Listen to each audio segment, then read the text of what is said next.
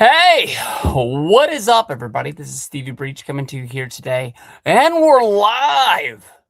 Last week, I got back into the swing of things. Honestly, we hadn't had a live show in about 3 weeks.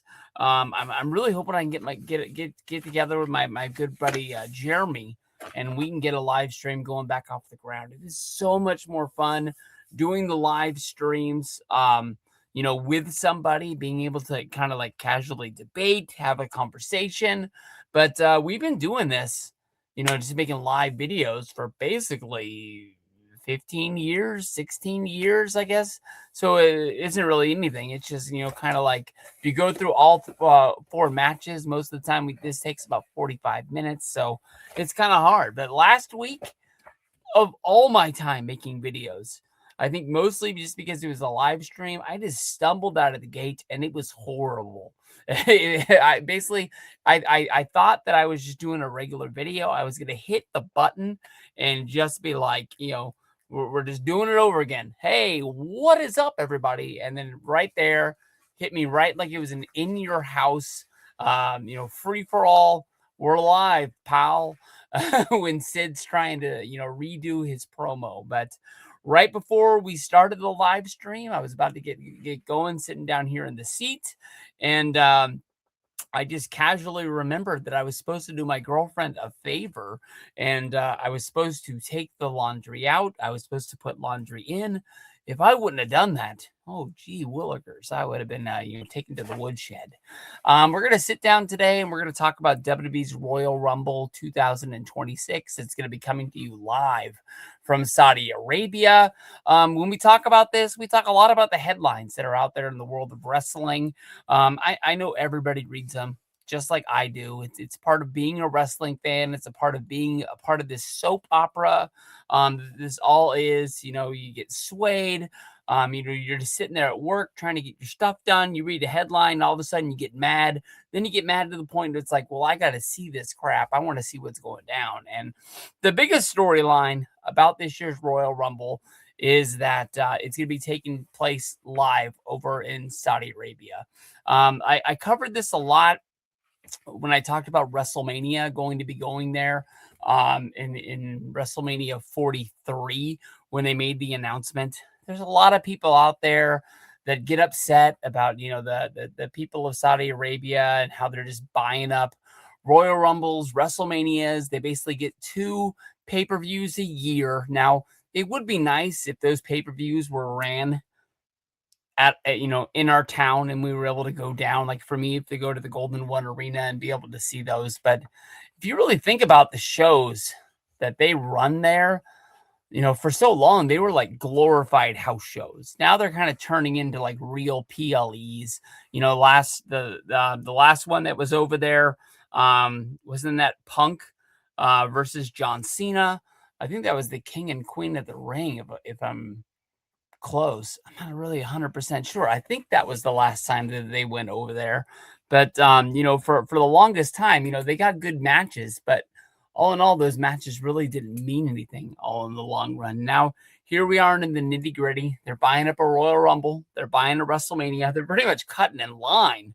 I got no problem. If WWE's making money, I understand. There's a lot of people out there that want to go to WrestleMania. I feel bad for the people of New Orleans. They got their WrestleMania taken away after they got it announced and handed to them. The one that people really don't talk about is there was that headline that Indianapolis paid for 3 major events over 3 years. They got their SummerSlam, they got their Royal Rumble. No one's talking about when the WrestleMania is going to Indianapolis. It's kind of like it just got taken away. And I don't know if they're just trying to be like, hey, we'll have like a big Monday Night Raw there.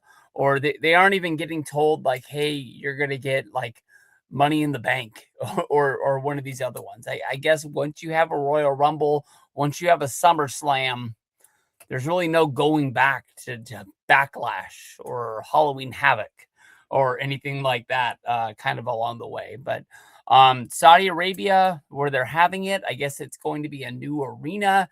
And about a month ago, they started work on the arena that's going to host the Royal Rumble. And a lot of the headlines were like, what are these people doing?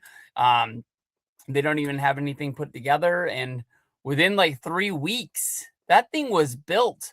I don't know if, it's going to be a full-time arena or if they're going to be taking it down after the Royal Rumble, or if it's gonna stay up and maybe this is where WrestleMania is going to be next year.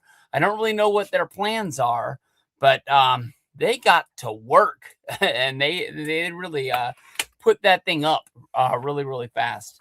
As a wrestling fan, I've been a wrestling fan for a long time, too long. I've had my ups, I've had my downs, but the Royal Rumble is like the start of a new season for WWE. I know a lot of people say the calendar starts the day after WrestleMania. There's some wrestling fans that just come back for that Royal Rumble to WrestleMania start. But I'll tell you the truth, like the stories always go, which is like Untold was saying, is like um there's no end to the schedule. This is a 365 job.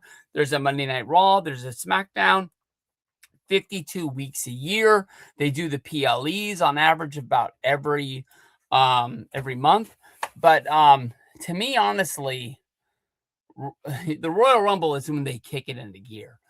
WWE to me, now they've had two really good Monday Night Raws in a row. They had a really good SmackDown a few weeks ago with the title change between Drew McIntyre and Cody Rhodes.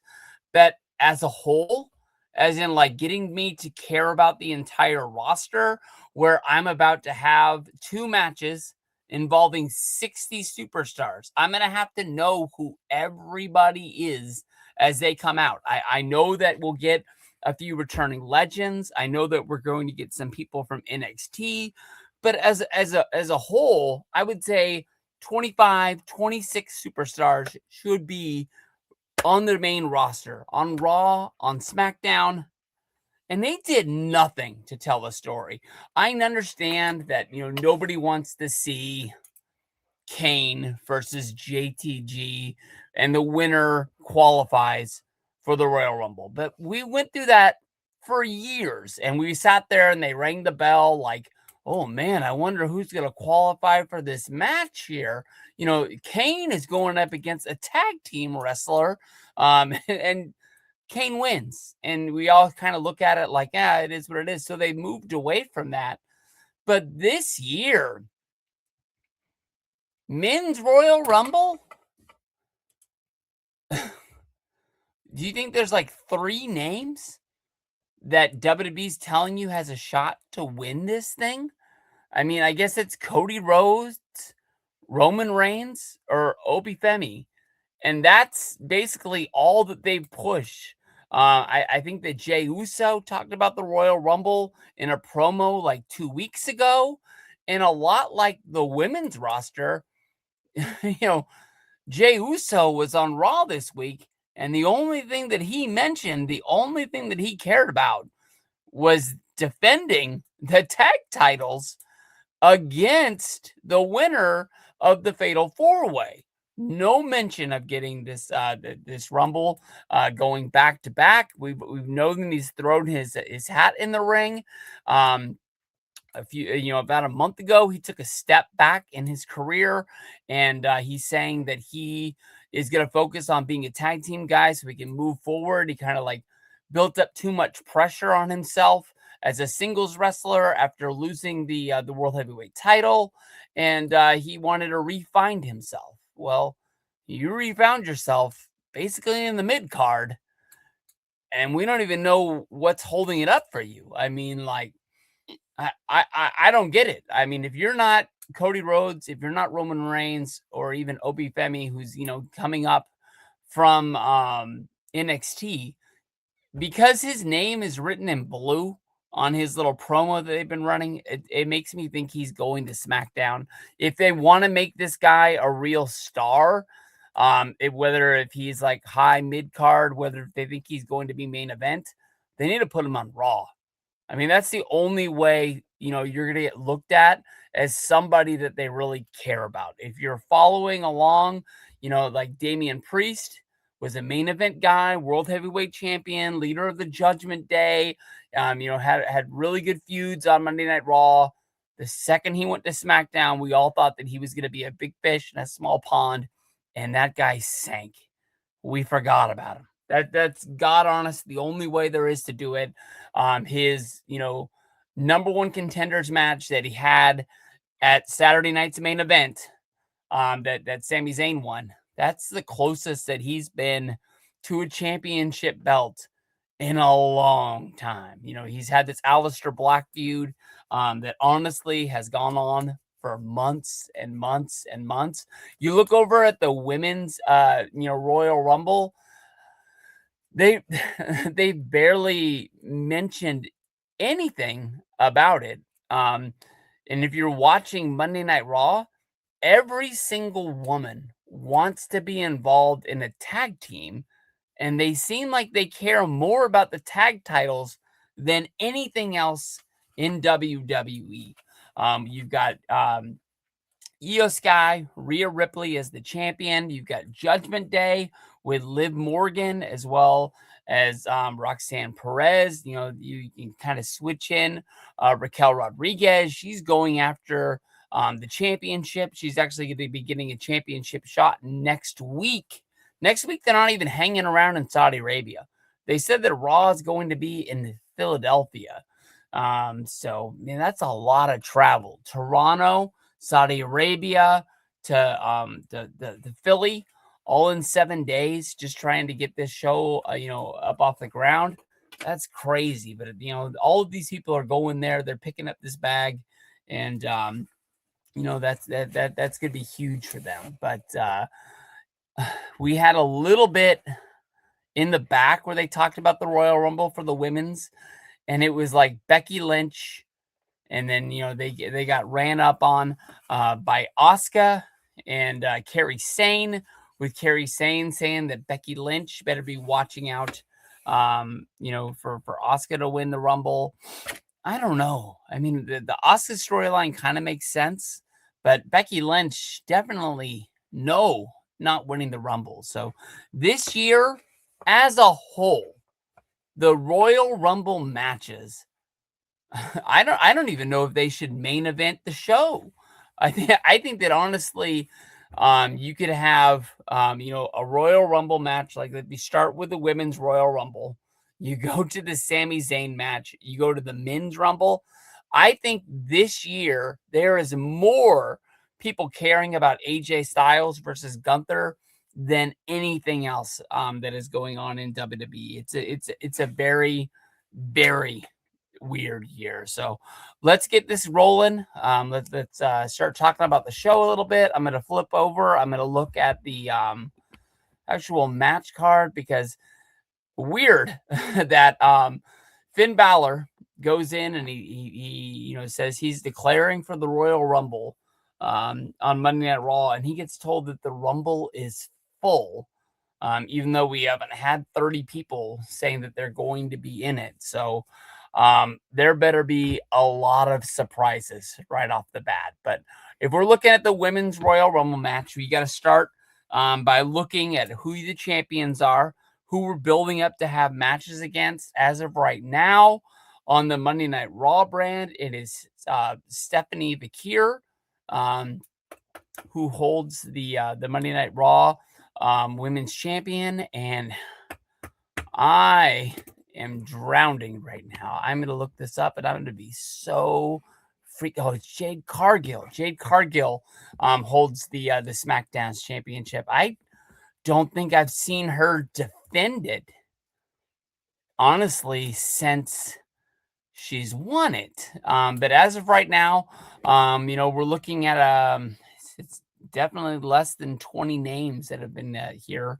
We're looking at Rhea Ripley, Io Sky, Bailey, Lyra Valkyrie, Liv Morgan, Roxanne Perez, Raquel Rodriguez, Asuka, Jordan Grace, Becky Lynch, Chelsea Green, Charlotte Flair, Alexa Bliss, Nia Jax, Lash Legend, Julia and Maxine Dupree, have all, thrown their hat in the ring and declared for this year's Royal Rumble.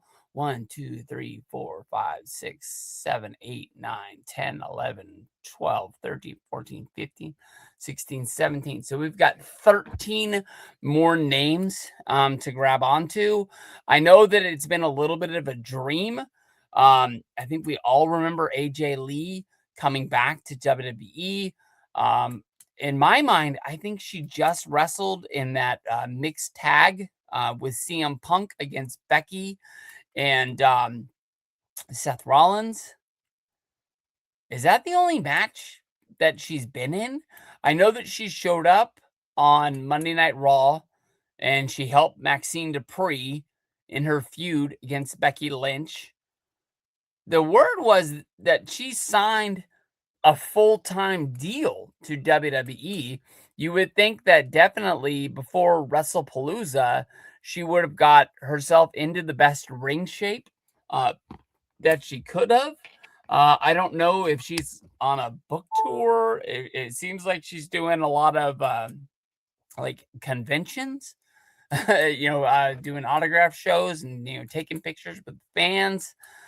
I don't know when she's coming back to wrestling, and is she like I was gonna say Trish Stratus, but Trish, like when she comes back, it seems like she really likes doing it. She wrestles the Raws, she does SmackDown, she does PLEs. It used to just be that like she would show up and she would wrestle on a SummerSlam or WrestleMania, almost like for the big payday, just to add one more big name to the show. But like the last few times that she's been around, she's been a lot like what Nikki Bella has been, that she's on the show and she's on the show for real. Nikki Bella is a name that I would throw in that I think is going to be in there. You would think that AJ Lee is a name to be in there, but I'm guessing that the winner of this would be going up against Stephanie Vicaire. But there is a lot of time. There's, the Elimination Chamber in February. They love to change championships on Monday Night Raw to make those shows on Netflix almost to the point of, you can't miss this.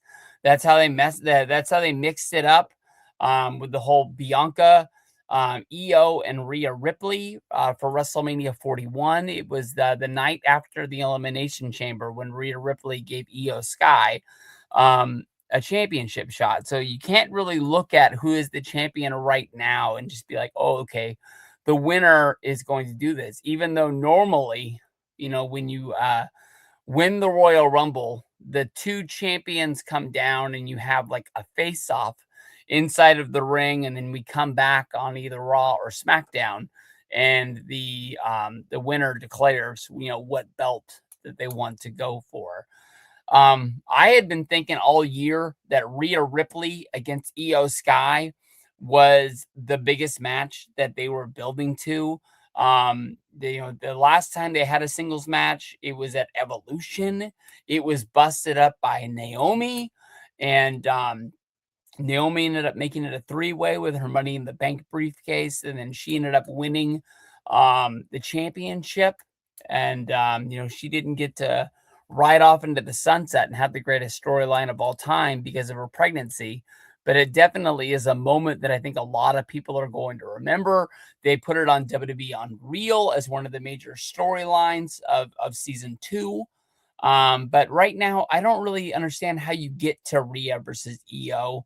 The way that they're putting all these women into tag teams and they're really building up this, I think they know they have a lot of really good women on the roster, and I think they want to make sure they get a majority of them on the WrestleMania show. They don't want to do like the Mae Young or the other one, Battle Royal for the Miss WrestleMania trophy or whatever the heck they've called it in the past. There's been a few different little gimmicks that they've done.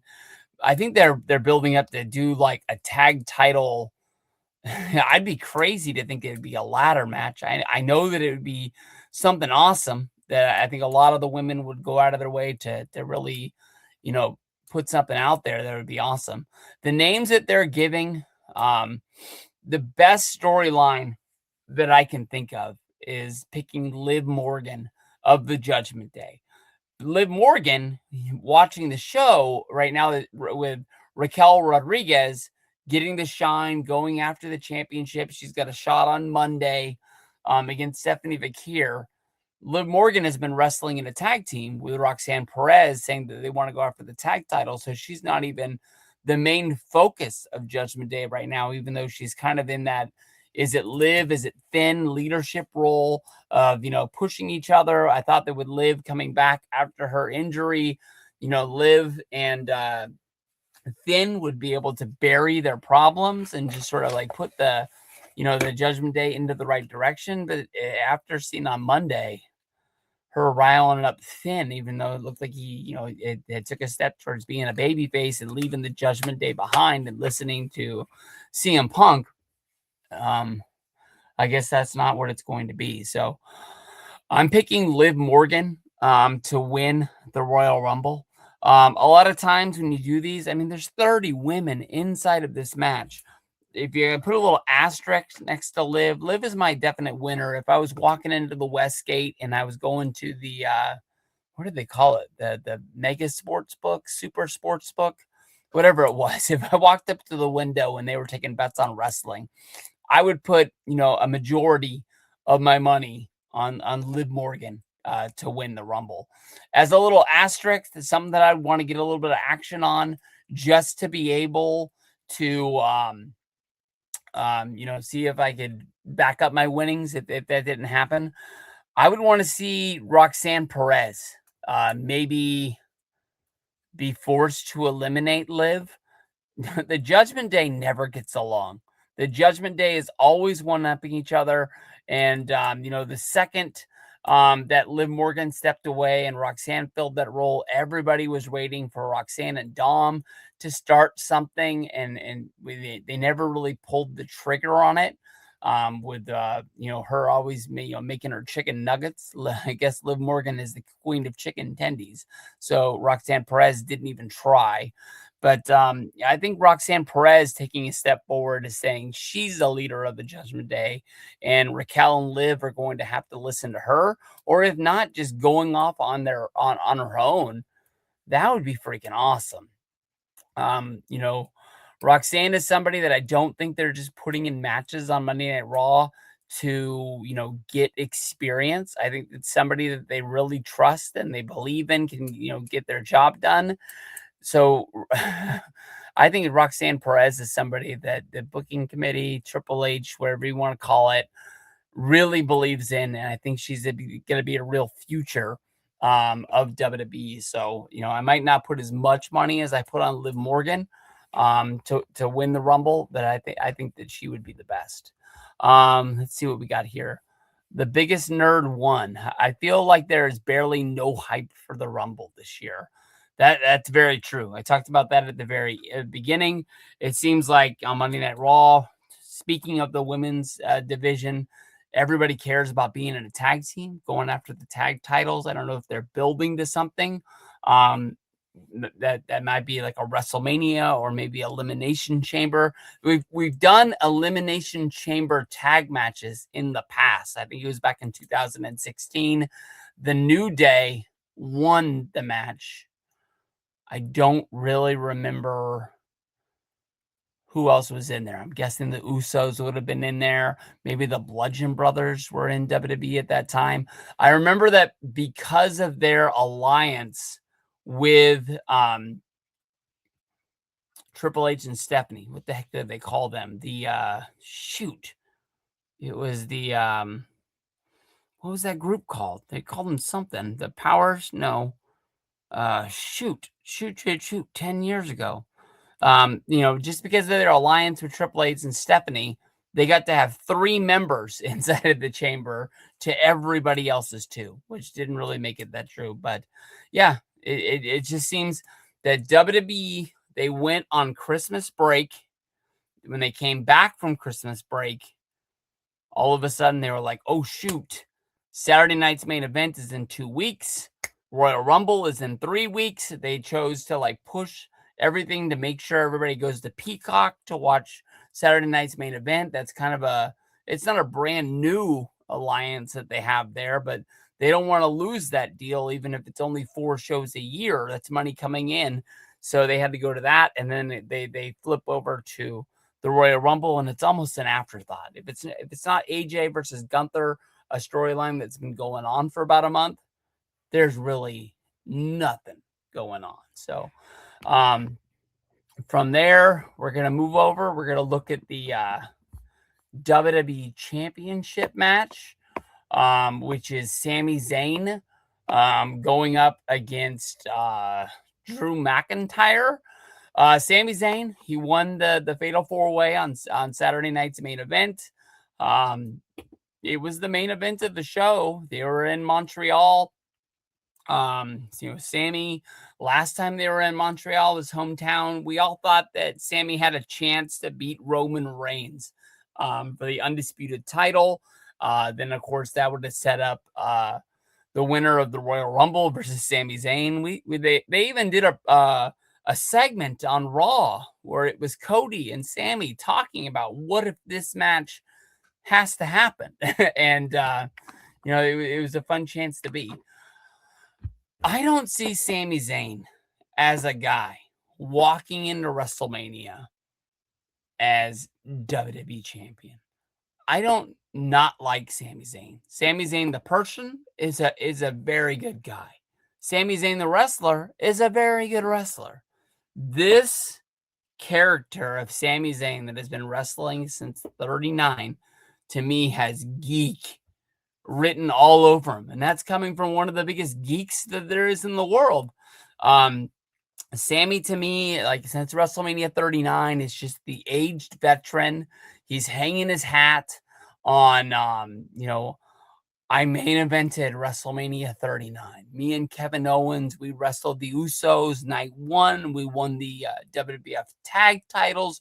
We took the titles off of a tag team that had held those titles for 2+ years. And, he did go to WrestleMania and he beat Gunther for the Intercontinental Championship. He went to SummerSlam this year and he beat, Solo Sikoa for the United States Championship and didn't even want it. But then he chose to defend it. He said open challenges until he was defeated by Dragunov, who's been having a great run inside of WWE.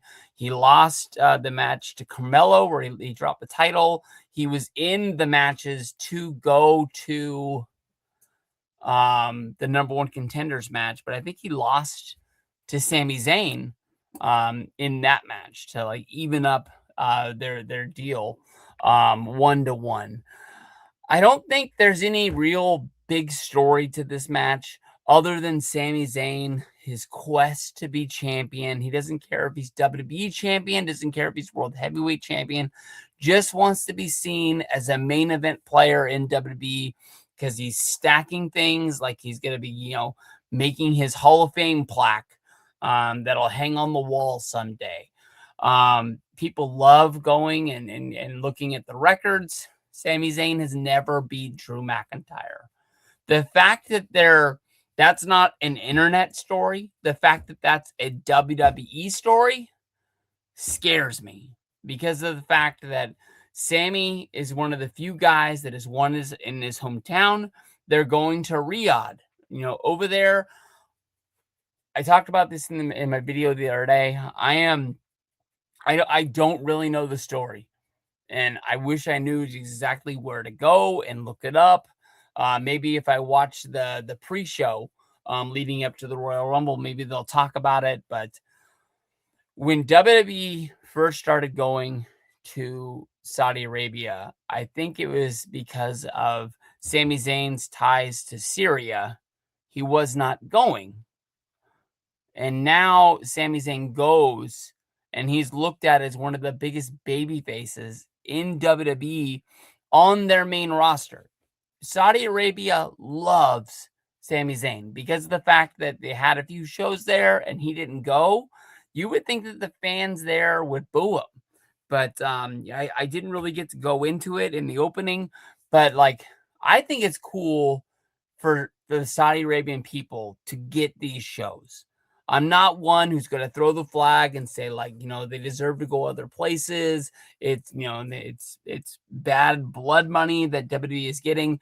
This is one of the biggest sponsors. This is one of the biggest cash grabs that WWE has. It's the reason why if you go on your stock app on your iPhone or wherever it is, and you type in TKO and you look at that stock, it is up. It's one of my best ones. I was looking at silver earlier. Let's see, TKO. All right, we're down 2% today, but if you look over the last year, it's up 25%. If you look up over the last 2 years, it's up 140%. If you look over the last 5 years, it's up 253%. I remember when I first started getting back into stocks, when I first started getting into stocks and talking to my buddies Justin and Mike, and I was like, I bought WWE stock today. And they were like, well, at least you're buying something that it's something that you believe in. I don't think they thought that it'd probably be one of the biggest wins that I have in my stock portfolio. 1, 2, 3, 4, 5, 6, 7, 8. It's number 10. It's the 10th biggest thing that I hold in my portfolio is TKO stock, and it's easily been one of the biggest winners that I have. They know what they're doing to make money, but the people of Saudi Arabia don't sit on their hands. They love wrestling. I don't know if they love every sport that goes there with the golf and the racing and everything else there. They're trying to show that their country is just like us across the board. I think that they really deserve this. When I look at this match, the build to this is 2 different ways.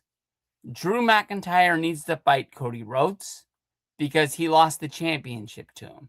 Drew McIntyre needs to fight against Jacob Fatu because he screwed him out of that number 1 contenders match. He beat him up in the back and he kicked his teeth in, and Jacob wasn't able to wrestle on the main roster for like 2 months. He took him out of action. That's the reason why Jacob showed up during that 3 stages of hell match. It doesn't matter if, Drew was still in a match. Drew was about to win a match. Jacob wanted to fight him because that was the first chance Jacob had to get at him. And that's why Cody versus Jacob should have been a number 1 contenders match, where the winner of that gets the fight against Drew at the Royal Rumble. That honestly would have made a lot more sense to me. So there's no win-win here in Sammy getting it. So this match here is another road bump for Sami Zayn. Someday he might be WWE champion. Someday he might be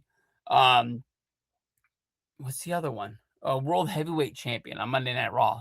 It's just not going to be today. I like Sami Zayn as a wrestler. I don't really like this character. I'm hoping they can find some way. If they would have added a little bit of a gray to him, if he would have won the Money in the Bank and he would have turned on Jey Uso, or not even turned on him, just been forced to cash in, like, I'm the Money in the Bank. Why would I not take a chance if somebody came down and beat up Jey Uso and Sammy's standing there with the briefcase? Yeah, that's your friend, but he's the champion. You got the golden ticket. You got to cash it in. Other than that, like, the few chances where Sammy was just staring at Jey like he wanted to do something or he could have done something and didn't do it, geek. That's the only way that I can think about it. So I'm picking Drew to win this match. I think he's one of the best guys that there is out there. My buddy over here, Kurt Edwards, 1626. He's backing me up. He basically says the same exact thing. He doesn't think that he's not buying Sami Zayn. He's just not my favorite dude. Like I said, like, He's a great wrestler. He was one of my favorite guys when I was getting into Ring of Honor with El Generico. He was a really good guy to be there when he was in NXT. I cheered for him when he won the championship from Neville. I felt bad for him when he got cashed in against Kevin Owens. He never was able to get the championship back before he left to go to the main roster. He had a lot of good runs. You know, him versus Kevin Owens, the million times that they did it, all of those were awesome matches. I thought that it wasn't great, but that whole like what was that storyline where he was like kind of dressed up like he was in Vietnam, but he was all kind of like thinking he had the documentary crew with him, that there was some sort of conspiracy against them. I never really got that. The match against Jackass isn't great. I'm not going to watch it all the time, but him versus Johnny Knoxville was fun. That was a good break in WrestleMania. I think that was WrestleMania 38. But somewhere when he got together with Kevin Owens for WrestleMania 39 after he left the Bloodline, it just didn't work for me. Oh shoot, what am I doing here? I was trying to use the mouse here that goes to my girlfriend's computer, not mine. But yeah. X Aries, I'm gonna come back to your comment. Oh, you picked Liv to win the thing. I picked Liv as well. I'm hoping for Roxanne to stab her in the back, but I'll get to you with your Royal Rumble pick once we get to it. We gotta cover honestly, the main event to me, if I was to book this show, I think I'd put AJ Styles versus Gunther as the main event. It definitely is the one thing that they pushed harder than ever. So we're going to look at the men's Rumble coming up next. Very funny that on Monday Night Raw, you know, Finn Balor goes in to the GM's office and, you know, he's had a heartfelt experience ever since the match against CM Punk. And he declares for the Rumble, and Adam Pearce says, can't do it. We just saw Adam Pearce in the ring minutes ago give 4 spots away to Braun Breaker, Bronson Reed, Logan Paul, and Austin Theory. If you look at the list right now, I believe there's 13 names. Who are the other 17? We've got Roman Reigns, Cody Rhodes, Gunther, Jey Uso, Rey Mysterio, Dragon Lee, Penta, Braun Breaker, Bronson Reed, Logan Paul, Austin Theory, Javon Evans, and Obafemi. You know, who are these other 17 people? Is there 17 people that are going to announce on NXT tonight that they're going to be in the Rumble? You know, people from SmackDown that are going to be there?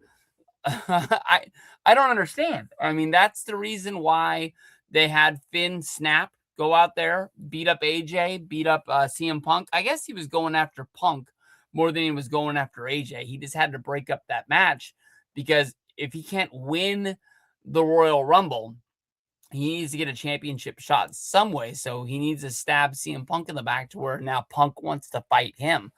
But is Finn Balor the smartest man in wrestling? Okay, get me here. You go to the Royal Rumble. You compete. You have a 1 in 30 shot. The later your number is, the better your odds are to win because there's less people that are going to be fresh getting into the Rumble. You win the Rumble, you go to WrestleMania. Finn breaks up a match in the main event of Monday Night Raw. Doesn't have to compete in the Royal Rumble.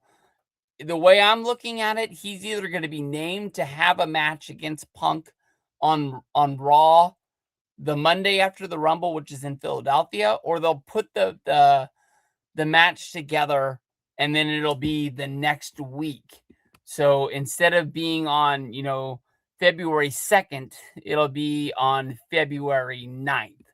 And he'll get a one-on-one shot. Now, if you go to WrestleMania and, you know, you have a WWE or a World Heavyweight shot, you know, you're going to be, you know, used on Raw pretty exclusively. You're going to be on the WrestleMania match t-shirt. So you're probably going to get some more, extra merch money that way.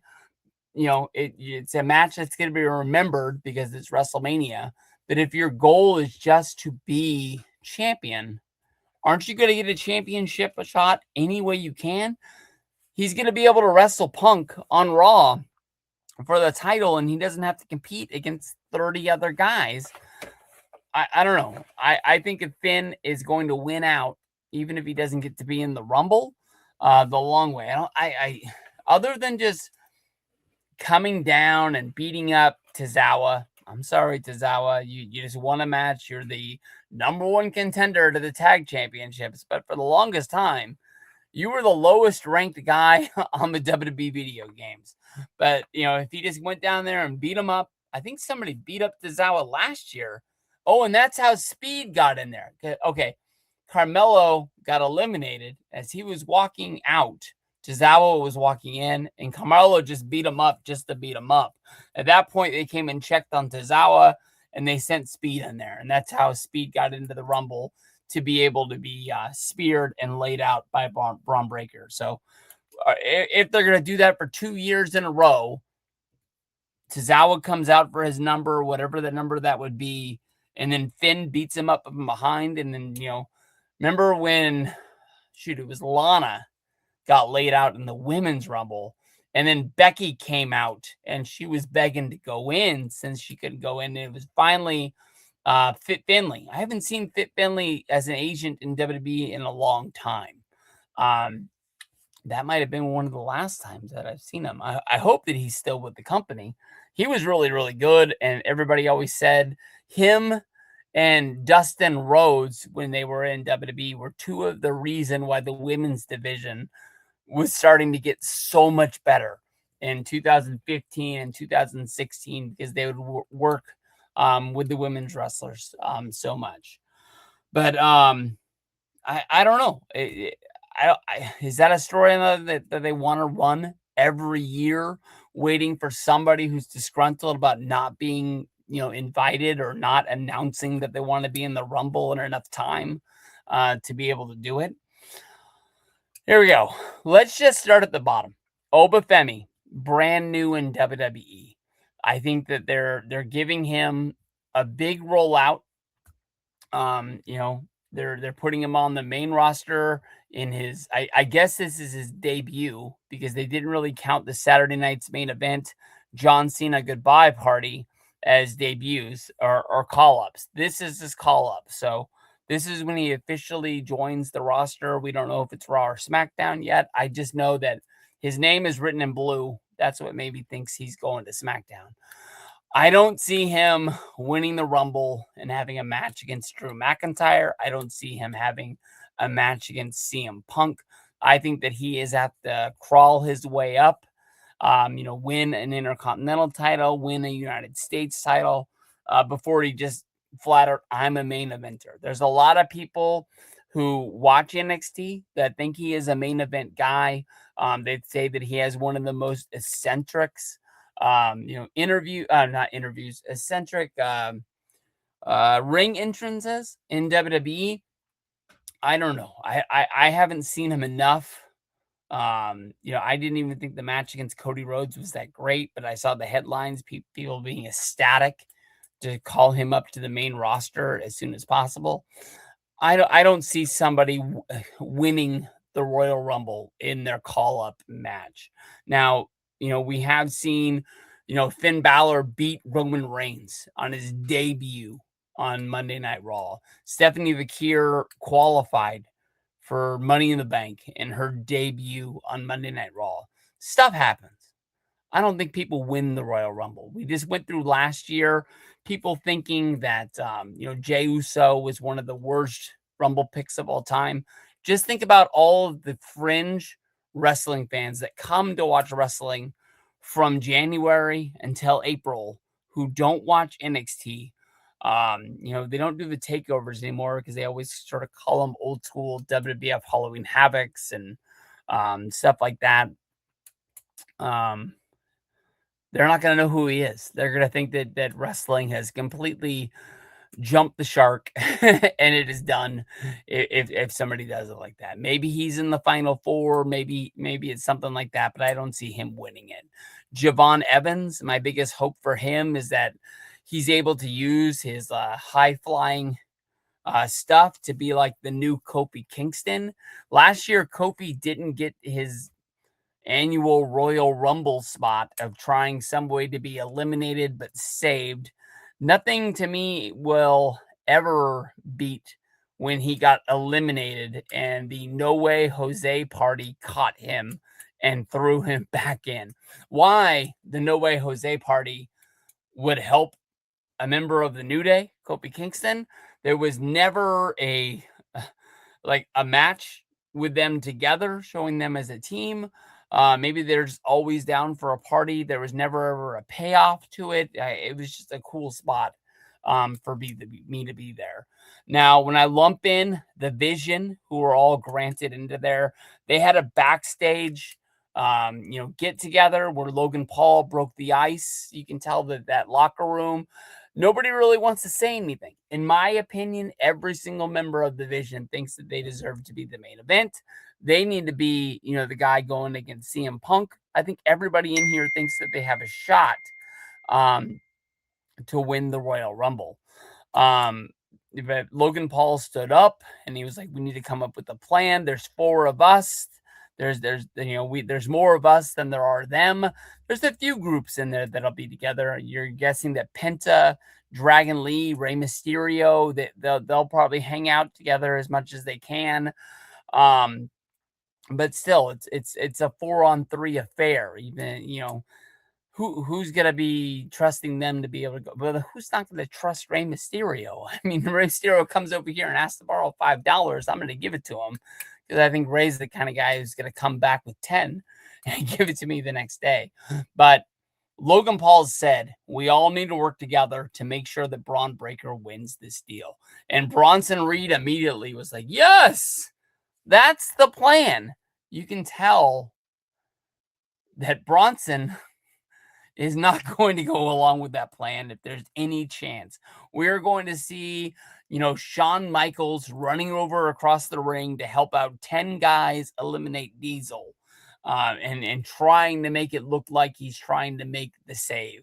If anybody can bump anybody, I think we're going to see it. I think if anybody is going to get caught in this ordeal, it's going to be Logan Paul, especially with the fact that it wasn't Paul Heyman's plan. It was his plan. And if he gets caught trying to eliminate Bronson Reed or Braun Breaker when there's some sort of like a big like tie up, in the corner or on the ropes trying to dump somebody over the top, that's freaking going to be awesome. Penta, big name in WWE. You can tell that he has a big future. He reminds me a lot of the push to the Royal Rumble, like Shinsuke Nakamura when he won it. I think that was 2016. No, maybe it was 17 because it did take him a minute to get to the main roster. 2016, he debuted at WrestleMania 32 in Dallas on the NXT takeover against Sami Zayn. So I think it would be the next January that he won the Rumble to go against AJ. That was even 2 years because I think that was WrestleMania 34. But that's what it kind of reminds me of. I just don't think that Penta's gonna do it. One day I think that he's going to be a main event guy in WWE, but I'm really not sure that we're quite there. He's second banana in this group. Rey Mysterio is the main guy every single time this group runs down to the ring. He's the one that they're trying to make look good of all this. Jey Uso, winner last year, but like I said on Monday Night Raw, he didn't even bring up the Rumble. He was just there to show off that the Usos were the tag champions, even though Jimmy Uso wasn't on the show. I don't know what's going on with that. It's been 2 weeks. I'm hoping everything is all right with Naomi. I'm hoping he didn't have to fly home for something with the pregnancy or something like that. In my mind, I don't really remember when it was that she announced, but maybe the baby's coming sooner than later. and that's why he's home. But it's kind of funny that they would put him on Raw. I was well, if they know that he's going to be having the baby soon, it's kind of funny that they put the tag titles on them. And then it's also more funny that he came out and said that the Usos were looking for an open challenge, and it's been 3 weeks, and they haven't even had a championship match yet. At least we got number one contenders with Otis and Tozawa coming out of this. But if you really think about it, they just bide time because 2 weeks ago on Monday Night Raw, Tozawa and Otis asked for title matches, and he wouldn't give it to him. He thought that they were joking because he didn't think that they were even on his level. So I don't really know where we're going with the Usos right now, but Jay's not repeating from here on out. Gunther is on the list of people to go in the Royal Rumble. He announced that he was going to be in the Royal Rumble. He said he wanted to put all of his attention on winning the Rumble. And then he was interrupted by AJ Styles. I wasn't quite sure if he was going to work double duty. Gunther retired Goldberg back in July. Goldberg retired John Cena in December. Gunther is going to retire AJ Styles in the main event of this show. This is definitely, in my mind, bigger than Brock Lesnar beating The Undertaker at WrestleMania 30. This is the pushing of all pushes. This is the story of all stories. Gunther is going to be the biggest heel. He hasn't had the World Heavyweight Championship since WrestleMania when he lost it. No, wait a minute. He did, because he ended up beating. Okay, he lost the championship at WrestleMania to Jey Uso. He won the belt back from Jey Uso the night after Money in the Bank. He held it until losing to CM Punk. So he hasn't had the championship since SummerSlam of last year. I don't know what the longest time that Gunther has not had a championship in WWE, but we have to be getting close to it now. I didn't want to name it right off of the bat, but I think Gunther is one of the biggest names to win this match. I got another name that I'm picking, but I think Gunther is definitely my number 2. The last 2 names are the biggest names in WWE. Roman Reigns and Cody Rhodes are going to be in the Rumble match. Cody has won the 2 Rumbles before last. Cody was a champion last year, so he couldn't be in the Rumble because he ended up fighting the winner of the Elimination Chamber, John Cena, at WrestleMania. So you don't need to be in the Rumble if you're a champion. It's not like you're going to be going to WrestleMania to fight the other champion. They've done champion versus champion, time after time at WrestleMania, but wasn't what they needed to do. So he wasn't in it. The only competitors in WWE that have won 3 Royal Rumbles, I'm pretty damn sure, is Stone Cold Steve Austin. Cody Rhodes is a big star. Cody Rhodes is debatably the day in and day out biggest star that WWE has. If it's not him, it's Roman Reigns. Roman Reigns shows up, works the PLE. You don't see him for 2 months. He shows up a day, sets up a match. He's gone for 3 more. Let's just face it. I don't know what he's doing. He did the Street Fighter movie. He made Hobbs and Shaw. I don't know if he's trying to get into more movies. He's just not landing roles. I don't know if he's in movies that are so small WWE doesn't want to talk about it. But Roman Reigns just isn't around. I understand they tried to make him feel special by only putting him in big matches and big spotlight at times. You don't see him just walk out on SmackDown and, have a match against we've been picking on Tozawa the whole day. We don't see Roman Reigns just beating up Tozawa on a week in and week out basis. They're not going to put Roman Reigns against Dragon Lee and think that we're going to care about it. You only see Roman Reigns wrestle main event matches because his character is about making money, and that's about it. But the fact that I'm getting to, Cody Rhodes ain't Stone Cold Steve Austin. That's just flat out the only way to do it. Cody Rhodes might win another Rumble in his career. It just ain't going to be this Royal Rumble. I think that what we're setting up is Cody and Roman. I read the headlines. I saw the headlines. The people who say that, WrestleMania changed plans, and yeah, they were thinking about doing Roman versus Cody this year. You don't have another match as big as Roman versus Cody. You put Roman against anybody else in WWE, I'm not going to care. You put Cody against some other people, it's just not going to be as big. And if you think about the last two, no, did they do it last year? Okay, the two Royal Rumbles that Cody Rhodes won. Oh, I think they did do it last year. But they end the Monday Night Raw with Cody Rhodes and CM Punk going back and forth, trying to set up that Cody versus CM Punk is a WrestleMania style match. I think that is. They didn't do it this year. They're two baby faces on two different shows. I think they think that is a really big match, but they don't have anything as big as Roman versus Cody. I think we're building to that at WrestleMania. They know that it doesn't need a championship. You can keep your title on Drew. You can keep your title on Punk. You can build storylines there, have big matches, and you got your main event. You got your hook. That's what you're gonna get them. Will people go to Vegas to see Roman versus Cody 3?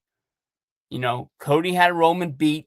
Solo Sikoa came out at WrestleMania 39. Then at WrestleMania 40, they were wrestling. Freaking Solo came out. Cena came out. The Rock came out. Undertaker came out. John Cena gets the win.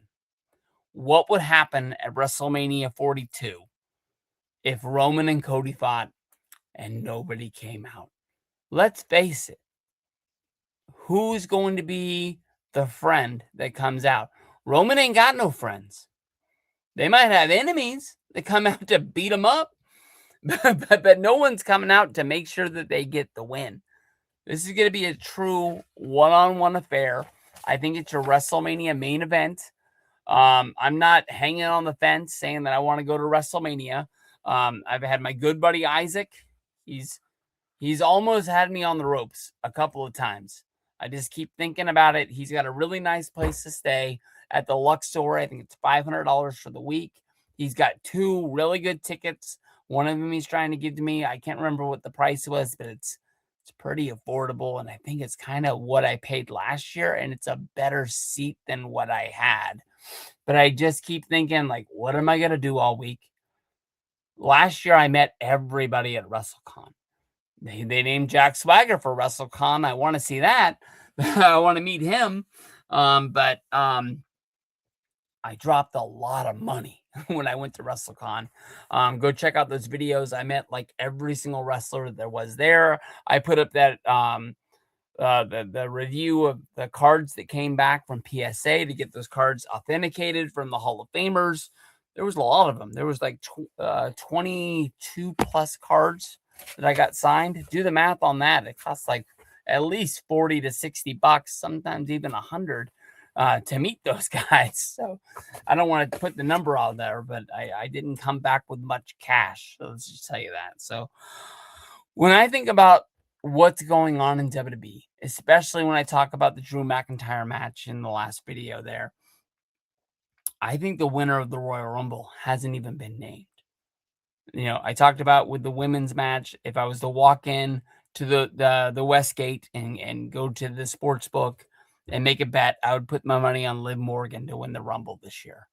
If I was to walk into the Westgate, the money that I would put down on is on Jacob Fatu. I think Jacob Fatu versus Drew McIntyre is the biggest match that you can have for the undisputed WWE Championship. You've got the storyline that was built in just a few months ago when Jacob and Drew were going to fight for the number one contendership. Now, Drew has beat Cody. He has the championship. Jacob's coming, wants to beat up the guy that took his championship shot away.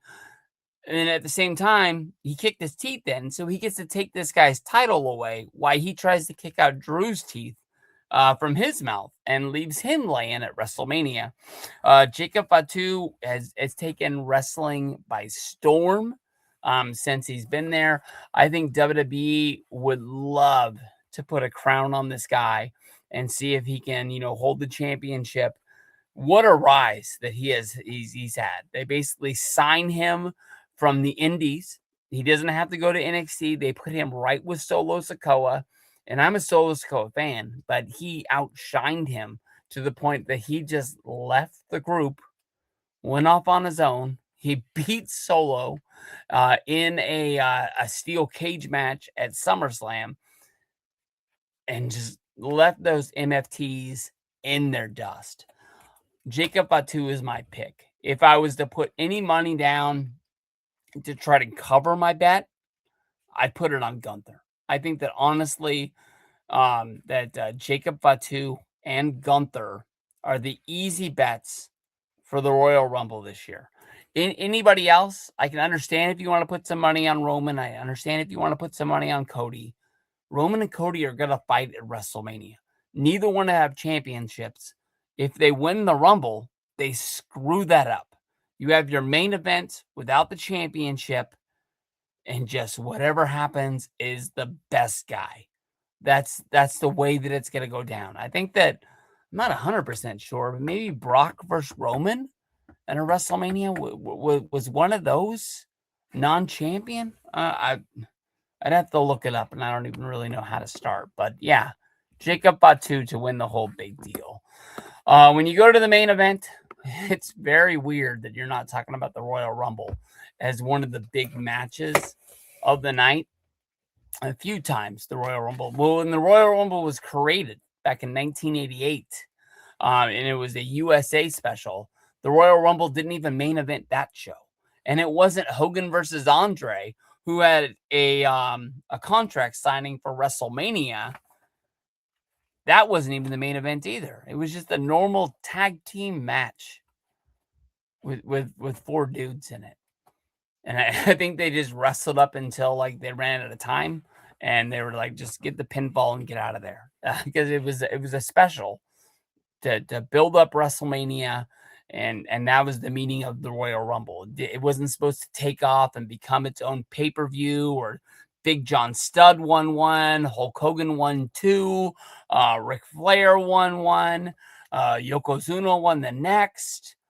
Shawn Michaels, Stone Cold Steve Austin. I might have skipped somebody, but I think that's as far as I can go without getting tangled up. Maybe if I was writing them down, I'd be able to do them, but just off the top of my head like that screws me. But we have AJ Styles going up against Gunther. Gunther wanted to put everything on the line to win the Royal Rumble, to go to WrestleMania, be the main event guy, and crush somebody's dream and take their championship away. The only problem is that AJ Styles wrestled Gunther on Monday Night Raw and feels like that he beat Gunther inside of the ring. It was a respect match.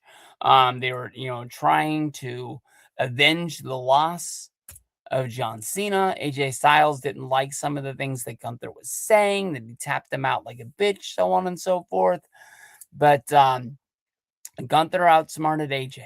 AJ admits that, I might have beat you, but you got your hands raised. So, I need to go out there and I need to avenge myself, and I need to get my win back. We all saw what Shinsuke Nakamura put up on Instagram. And I understand that wrestling isn't what wrestling once was, but that looked to be a huge mistake. Basically, Nakamura put up like an open letter to AJ Styles, thanking him for the match on Saturday night's main event. It was one of the best matches that Nakamura has had inside of WWE, and it relives a rivalry from those guys wrestling in New Japan. I'm sorry, New Japan at Wrestle Kingdom 9. Um, that was one of my first experiences with my friends getting on Skype, watching New Japan. Those shows, I think on the West Coast, start at 11 p.m. That match was probably on TV at 3 a.m. my time. So you know how delirious you are when you're watching those. But he talked about, going to AJ and seeing if he was really retiring. And AJ said that he had his mind made up that he was leaving at the Royal Rumble. We've all seen the headlines that says that AJ Styles, his contract is only 7 days away. I don't know if WWE was trying to make us believe and trying to build us on AJ's not leaving, but AJ's promo at the beginning of the show on Raw of hoping that 2026 is a phenomenal year for him. He has dreams of being a world heavyweight champion. And then of course that brought out CM Punk, and we have Punk versus AJ on the show. We also have Javon Evans coming up to AJ saying that he hopes that they get to, have a match in WWE. And then people are even breaking down AJ's promo on Twitter, basically saying that it's the end of his WWE career, leaving the door open for him to leave WWE, retire, and then go wrestle in AEW. And maybe this is a big storyline, much like they gave Edge the big goodbye on SmackDown when they were in Toronto, and that left the door open for him to go there. I don't know, man. When I listen to Machine Gun Radio, Machine Gun Carl Anderson, he's one of my favorite guys in the wrestling business. I loved the Good Brothers Talking Shop. It was one of the best wrestling podcast there was going on out there, even if it's not 100% about wrestling. When they were over in Japan years back, it was just about them drinking, and they talked a lot about their experiences in Japan and what was going on. It used to only be a half-hour show, so they didn't really get a lot out back in the day.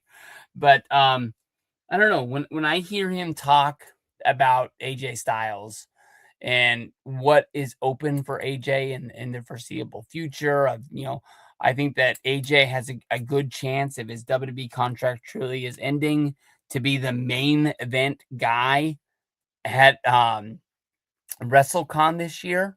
Whether if he got brought in, if he signs up to, be his own table guy, or if he comes in as like a high spots feature wrestler, and they paid him to come in and sold tickets to get there. I think his takeaway would be huge. Normally the bigger wrestlers that know there's going to be a line, they normally buy their own table.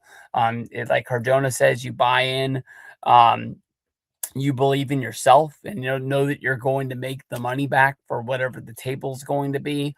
And some of the mid guys or some of the older guys get brought in by vendors, and the vendor just hopes that they can make money on it. Some of the guys, when you go to WrestleCon, you'll understand, like, you don't really know what they're doing there, but it is one of the biggest meetups where fans all have money stashed in their pocket, and you never know if that one guy made you laugh on SmackDown one time and you want to get a picture with them, and maybe that all adds up at the end of the day if it's so many people. But AJ had me believing that maybe I was wrong on Raw, thinking that like maybe this isn't coming to an end. Maybe Shinsuke Nakamura's post on Instagram was a hack or something like that, and maybe it's not all over. Maybe AJ and WWE came to a deal where he's going to wrestle for a few more months and go out on his own terms, so we can see AJ Styles against Javon Evans. Maybe there's a few other matches in WWE that he wants to do. Right now, the era that's on Monday Night Raw kind of seems like CM Punk getting to pick. Maybe he's going to Triple H and saying, like, this is a match that I think we can make that's really, really good. And Triple H being like, if you can have a good main event and, we can make a story out of it, let's go. Him versus Finn Balor, him versus AJ Styles. We're living in the era of the dream match. If you go back to that December Monday Night Raw here in Sacramento a couple of years ago with Vince, Stephanie, Shane, and Triple H out there in the middle of the ring saying, like, we're listening to you. We admit to you that we've made mistakes and we're here to fix it. And then they announced like 6 guys coming up from NXT that never freaking came. I know they announced Gargano, Heavy Machinery. I can't remember who the other 3 were on the bottom of the screen, but they came, but they didn't come for a long time. And it was like, dude, you're promising to make it better. You're making promises and you're not even following through with those promises. It didn't really make any sense in the long run. But if you're putting money on the line in this match, you got to bet Gunther. They're building up something huge. They're not going to get, have him get a flat tire in the Royal Rumble on the way to WrestleMania. There's a chance he wins the Rumble. There's a chance. Okay, how about this? If you have Gunther beat Goldberg, Saturday night's main event, I believe it was in July. You have Gunther beat John Cena, Saturday night's main event, December. You have him beat AJ Styles at the Royal Rumble on ESPN. You want to be a Randy Orton fan and have Gunther call out Randy at WrestleMania?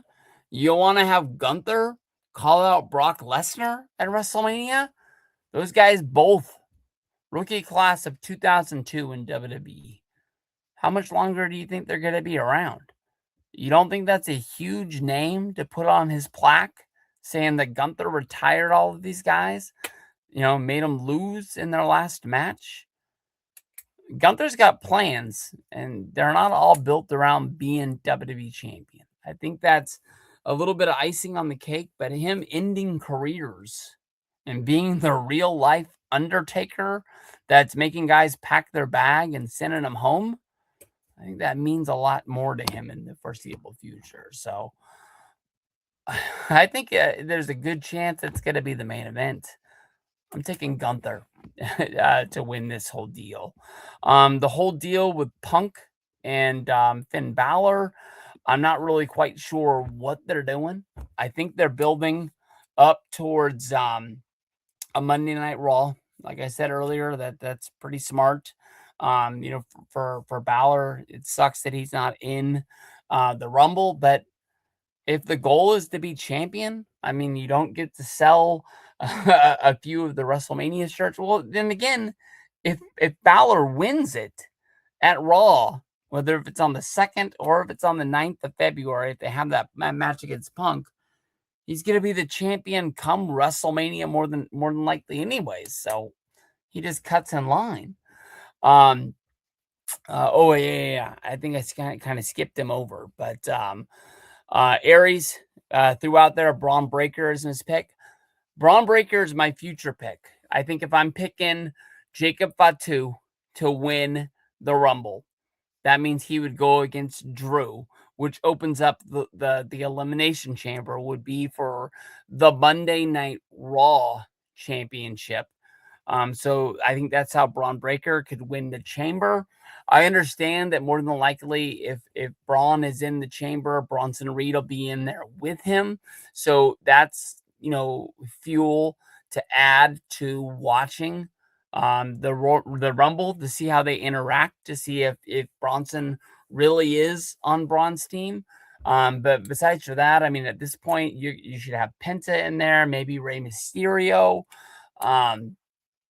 you know, I don't think you put Logan Paul or Austin Aries in there. I'm looking for Logan Paul and Austin Aries more than likely to get into this open um, look for the tag titles against the Usos, whether that's going to be like the WrestleMania match or maybe it'll be a match at the Elimination Chamber. That's kind of what I'm looking forward to. So Braun Breaker, I think, is going to have a huge spot in the Rumble itself this year, but I'm picking him to win the Chamber up top. From there, we go to the next one. We'll probably get AAA and TNA superstars. He's right. Let's see Mr. Iguana getting there, but it's kind of weird. They only have 13 names for the Rumble, and there's 17 more spots, and they wouldn't give one to Finn. But then again, I've already got Jacob as my winner, and he's not even on the list yet. We'll go back to Kurt Edwards. I think Finley is in Florida at the Performance Center. That's cool. I mean, he was good. He was good as a wrestler. I'm Finley, and I like to fight. He was even good in his WCW days, if you've been around that long. So do it, man. We love the Mania videos from last year. I'll tell you the truth, man. Like it's not like I don't have the money, but I spent a lot of money. I think one of my problems was last year I was set on it being my last one.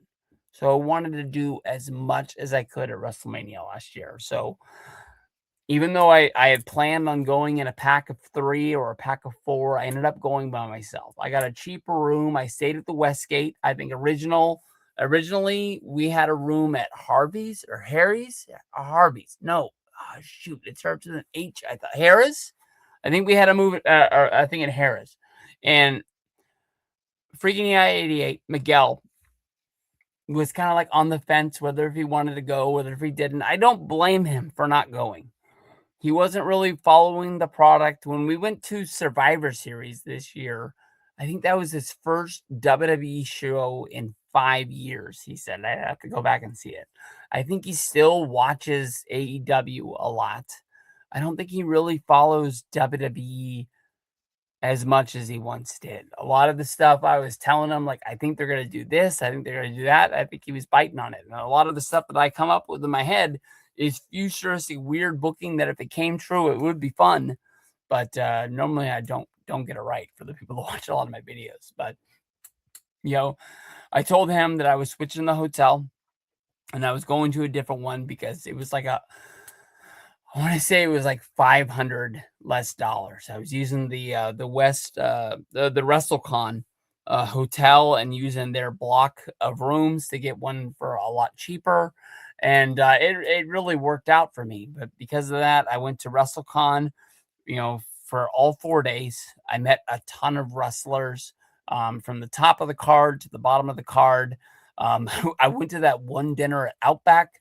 I think I could do WrestleMania on the cheap if I kind of went to the indie shows. Like I really wanted to go to SmackDown just to see it. I wanted to go to the WrestleCon like show, the actual wrestling show that they do. But I had to pick between that and I might have been on at the same time as the Major Wrestling Figure podcast. And that was one of the, if you go back, that was one of the big things at WrestleMania. That was one of the first things that I was like, I'm doing this. I've listened to this podcast for so many years. It sounds like it's so much fun. So I did a lot of stuff. There's other people that go to WrestleMania. Let's tip the hat towards them. I'll tell you the truth.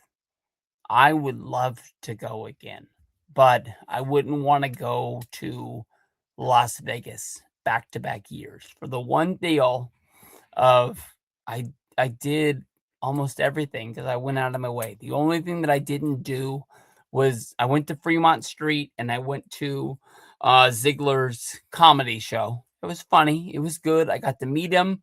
There was a part of me that it went so long that I only really stayed because of the meet and greet at the end of the show. I was really hoping that they were going to do it at the beginning of the show when people were filing in.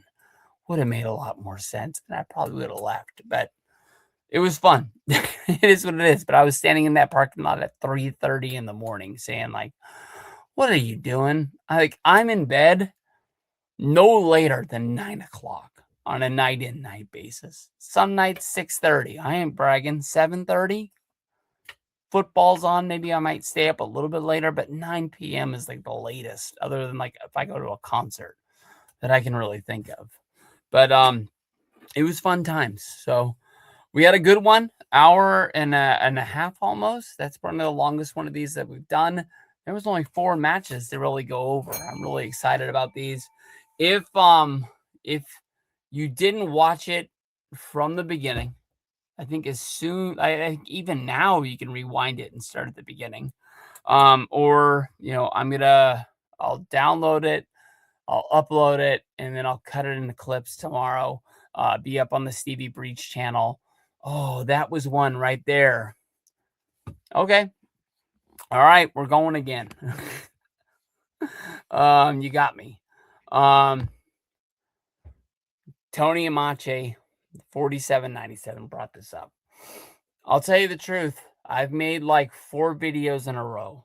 Saturday night's main event, Monday Night Raw, Chris Jericho. Since his contract ended in AEW at the end of last month, I think if Jericho was going to stay in AEW, we would have seen him by now. We would have saw him on Dynamite, one of the special Dynamites. Tony Khan would have put him in a bright light, and he would have put him out there in big lights and been like, "Hey, everybody thought he was going back to WWE, but we got him." They haven't done that. I think the reason why they haven't done that is the fact that they don't have him. And I think that he's going back to WWE. I had thought from the very beginning that, they would bring him out at the Royal Rumble and he would be like a big secret surprise. When I went to the Rumble in Phoenix, I'm guessing 2012, 2013, Jericho came out. He wasn't with the company. He wasn't really gone from the company, but he came out number 2. And it was Dolph Ziggler in the ring, and Dolph and Jericho had like a little bit of like unfinished business, and people went bananas. People went crazy for it. Now, if Jericho debuts at the Rumble, I don't think it'll be a big surprise. I think that the secret will be get out. I think they all fly. I think that everybody was in Toronto for Raw because I think they leave right from Toronto and they fly to Saudi Arabia.